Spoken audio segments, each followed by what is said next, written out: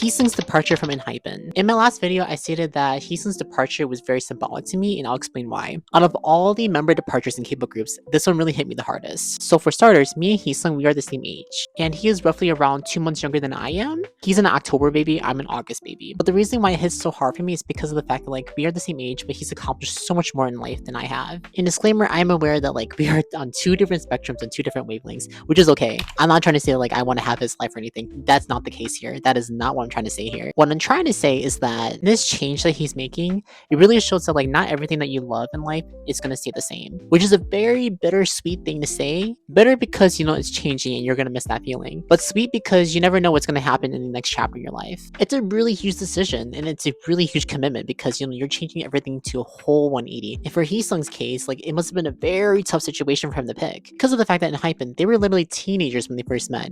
They have been together for so long, like almost 6 years at this point, if not longer if you include the training period too. They practically grew up together through thick and thin. Even if they have days that they don't like each other, which is okay, that's totally normal. And that is a bond that they connect on a very, very, very deep level. Which drives into my case with my current life right now. In my life, I feel very lost as a 24-year-old. I'm going 25. Do not unk me, guys. Do not unk me. I swear to God.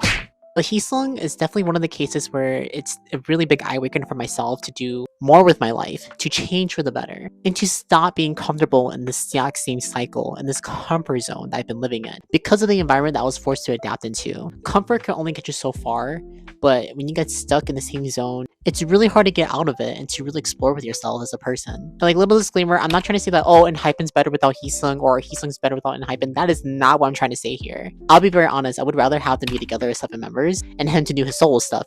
But what I'm trying to say here in my case is that change is a very scary thing, but it might be a necessary thing to happen. Now the question is, how do I change? Where do I find that change? And how do I initiate it? That is something that I have to answer myself as well. And if you're in the same boat right now, you got to answer that yourself too. It's going to be a very tough question to answer for yourself. But the first step into changing is definitely being self-aware about this. Which for me, it took time to be self-aware about it, but you know what?